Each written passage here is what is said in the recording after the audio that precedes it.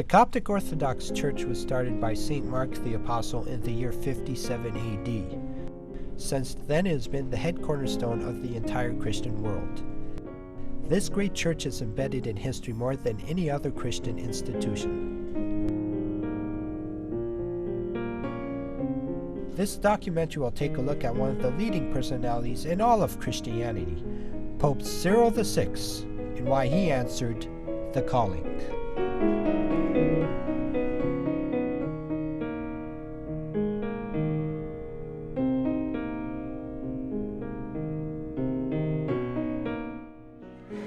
But meantime, balancing and juggling all the aspects of life that keeps pulling us in all directions.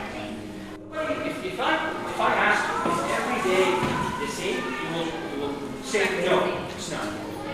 Every action that he did, every encounter that he had, every miracle that he performed was based on his mission. Cyril the 6th prayed 12,000 masses. Exactly 12,000? Approximately. Yes. 35 years since he became a monk until he departed. If you do the math, and every day pray the mass, you come up with approximately 12,000. His mission in life was clear.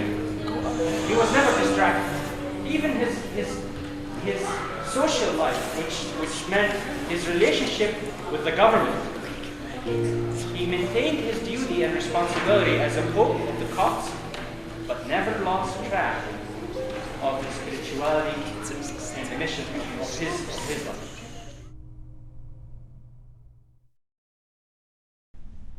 Azur Ata was born on August 3, 1902 in a city in Egypt called Damanhur.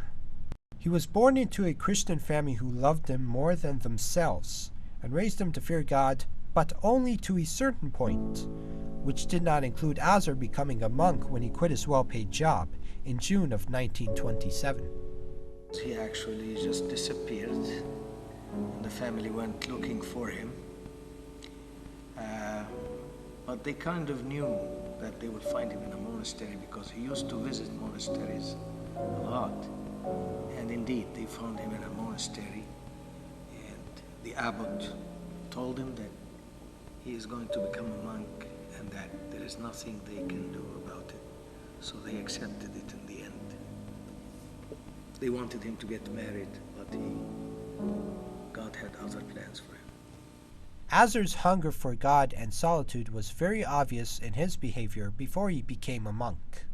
6 years before actually going to the monastery, he started practicing the ascetic life and like sleeping on the floor without a mattress and eating very little.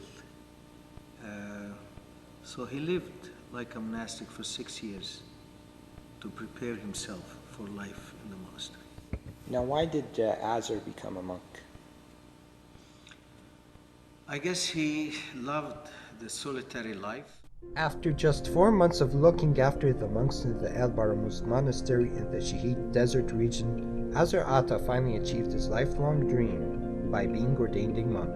He was given the name Mina after a famous Egyptian saint on November 25th, 1928. 2 years later, he became a priest. After several years into monkhood, Father Mina was not finished. He decided to revive Saint Mina's memory by building a church in his name in Cairo. He was the first one to build a church in the saint's honor in over 1,000 years. However, the self-neglected and ambitious priest did not want anyone to hold him in high regard when he was nominated as one of the top 3 nominees for the Coptic Orthodox papacy. Pope Cyril never wanted to be a pope. He just wished to continue living as a monk. The St. Athanasius Cathedral nominated him along with 2 bishops for the Coptic papacy election. And after Holy Mass on Sunday, April 19, 1959, Father Mina was elected the 116th Pope of Alexandria, when a child drew his name out of the envelope. إرادة السماء لأنه كان يعمل معجزات ويساعد الناس كتير ويشفي الناس كان الناس تملي كلها معاه، فاختاروا ربنا ان هو يبقى بطرك. Was called by God. He got the calling. احتفل بالكنيسة المطرسية بالقاهرة برسامة غبطة الأنبا كيرلس السادس بابا الإسكندرية وبطريرك الكرازة المطرسية في احتفال كبير اشترك فيه نحو 100 من رجال الإكليروس، منهم جميع المطارنة والأساقفة. وقد خرج موكب البطريرك الجديد من القصر البطريركي إلى الكنيسة التي كان بابها مغلقا حسب التقاليد، ليفتحه البطريرك بقوله: افتحوا لي أبواب البر.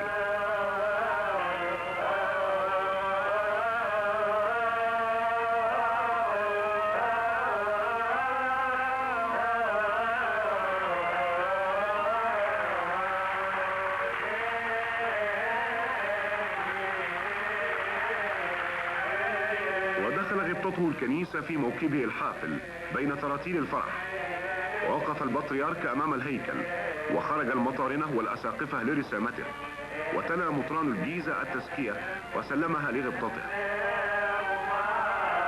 وقد شهد الحفل السيد عباس رضوان وزير الداخلية نائبا عن الرئيس جمال عبد الناصر.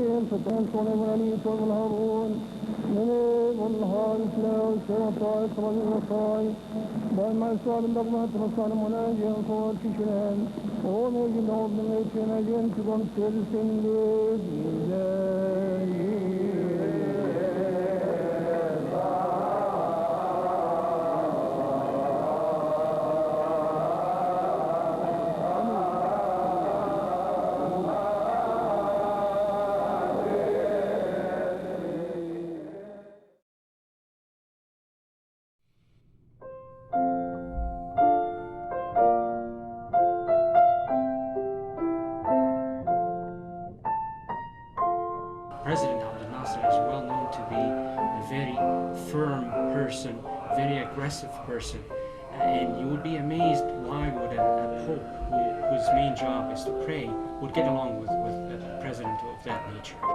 They loved each other. President Nasser revered Pope Cyrillus very much, and there's a story that he prayed for him on several occasions when he needed God's intervention. He actually confided in Pope Cyril the 6th and told him that when he made it known that he donated 100,000 Egyptian pounds towards the building of the cathedral, he did receive death threats. And the Pope also thought that President Gamal Abdel Nasser was doing everything that he could in order to improve the lot of the Egyptian people at that time. And he prayed for him from his heart, and the two had a wonderful relationship throughout their life together.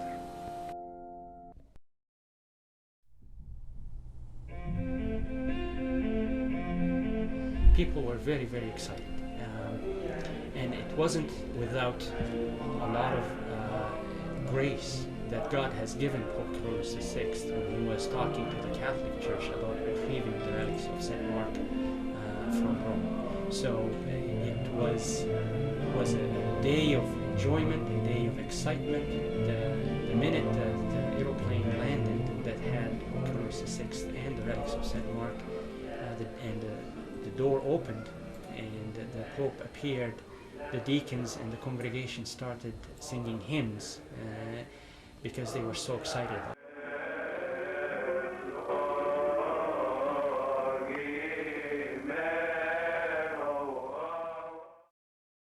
The other incident that happened to signify the event was the appearance of dove-like shapes. They looked like doves. They were bigger than a regular dove, and they were white And this happened actually half an hour before midnight, and usually doves don't fly in the sky at that time. So they were very similar to those that appeared with the Virgin Mary in Zaytun. So it was an indication that this event was a holy event. After so many hundreds of years, the relics of Saint Mark, who brought Christianity into Egypt, returned.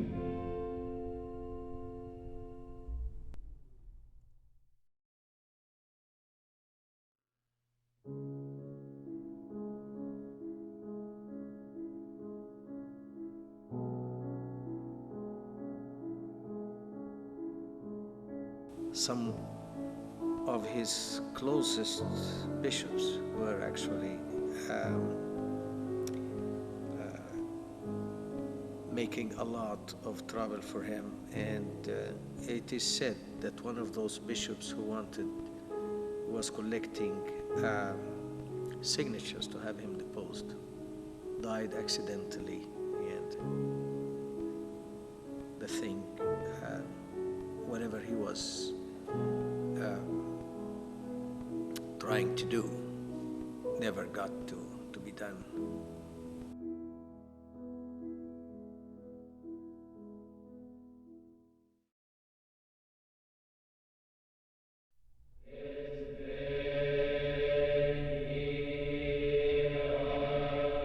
After many years of devoting his life to God, Pope Cyril died of a blood clot in one of his legs.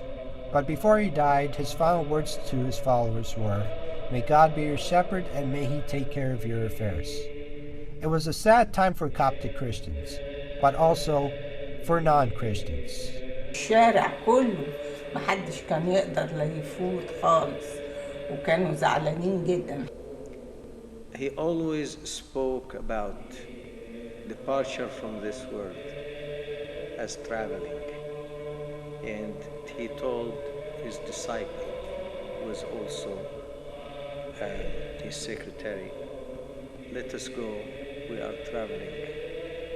And the disciple thought that he was going to go to the monastery or somewhere, so he went and prepared his luggage. But when he came back, he found that the Pope had departed to heaven.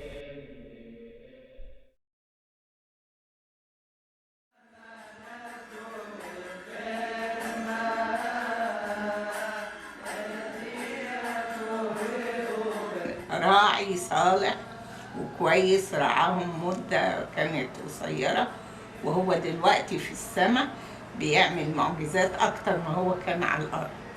Pope Cyril was one of the most extraordinary popes in the 20th century in the history of the Coptic Church.